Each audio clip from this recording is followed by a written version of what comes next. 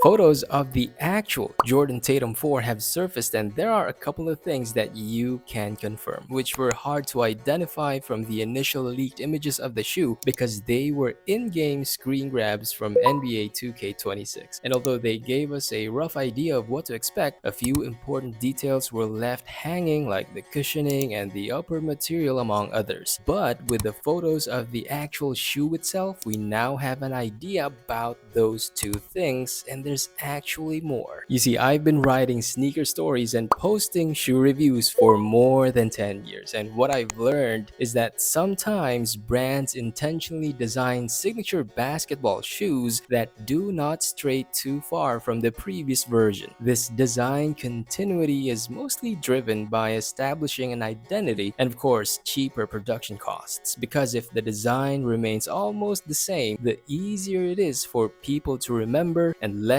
new materials are needed to produce the shoe. But there's a problem, which is that Jayson Tatum could still be out for the rest of the new season. That gives the Jordan Tatum 4 fewer exposures during actual NBA games, which isn't a good look precisely because there's almost nothing to look at unless Jordan Brand has figured out a way. And you know what? I think they have one.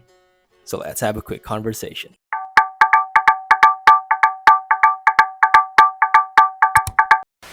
The first confirmation has something to do with the cushioning. If you take a look at the midsole near the bottom section of the ankle area, you will see the embossed text that says Cushlon 3.0. So in terms of foam material, the shoe will use what Nike and Jordan Brand has implemented in some of its recent signature shoes, which was not surprising for the Jordan Tatum 4 to follow that same path. I've said the same thing in my first video about the shoe. Roll the clip. The cushioning setup is still unknown at this point. However, a look at the outsole could indicate that the Tatum 4 could be using full-length Cushlon 3.0. The red section could be a translucent rubber compound that gives us a glimpse precisely into the foam setup. So far, the leaked images do not show any zoom branding. While it doesn't automatically mean that there's no zoom unit, it could be a possibility. What Nike did in the cushioning for the Nike A1 could be the same thing in the Jordan Tatum 4. But here's the thing, initially I thought the cushioning will solely rely on a standalone Cushlon 3.0 foam. It turns out the shoe will actually have a zoom unit. The medial section of the forefoot midsole has the Air Zoom branding, and it basically tells us that the Jordan Tatum 4 will have a cushioning setup similar to the Jordan Tatum 3. Even the cupsole configuration seems to have been carried over as well. If that's the case, if you played in the Tatum 3, you will probably get a similar feel in terms of cushioning in the Tatum 4, but it doesn't end there.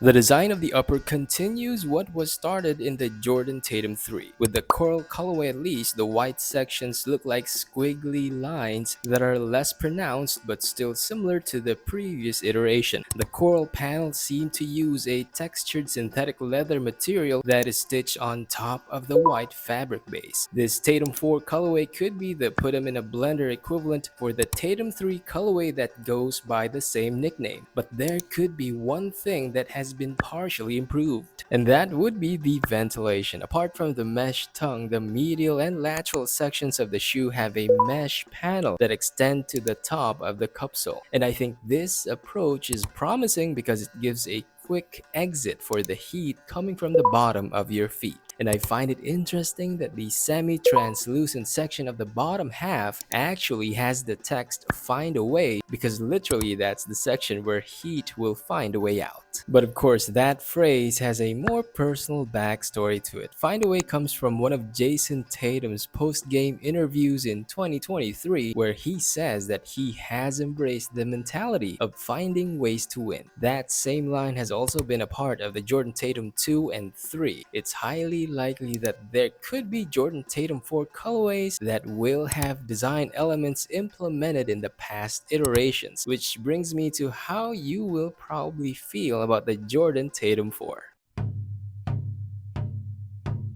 There seems to be nothing significantly new in the Jordan Tatum 4. From the tech to the overall design, the new photos of Jayson Tatum's fourth signature shoe seem to confirm this. It's like Jordan Brand simply decided to reduce the number of squiggly lines on the upper, call it the fourth iteration, and that's about it. If you were expecting more, then I guess you're probably disappointed. Jayson Tatum's injury won't be of much help for Jordan Brand either. That's because Tatum is not expected to play anytime soon. His recovery from his injury may take some time, and reports say that he could potentially miss the entirety of the new season. But even if the Celtics makes it to the playoffs and Tatum is able to play by then, it would have been already too late, unless Jordan Brand decides to delay the launch of the Tatum 4 up until the playoffs, which is possible, except that Jordan Brand's roadmap for Tatum's signature shoes in terms of timeline will need to be adjusted. But it's highly likely that Jordan Brand has most things already factored in. I think they will push for the Tatum 4 launch before the end of 2025 and have its other NBA athletes assist in giving on-court exposure to the new shoe. Paolo Banchero will most likely lead that group, given that he has laced up Tatum's signature shoes in the past, even while playing against Jayson Tatum himself. But there's one other thing that Jordan Brand can do.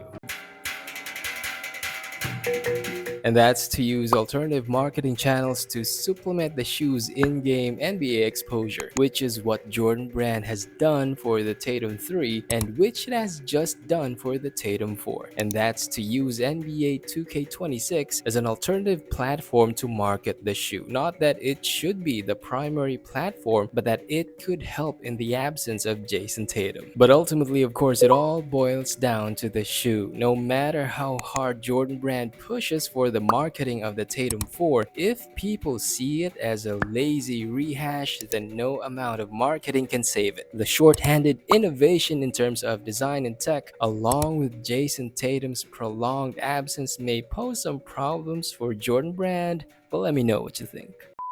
Hey man, thanks for watching. You can support me by joining my channel membership. Thanks, and I hope to see you on the next one.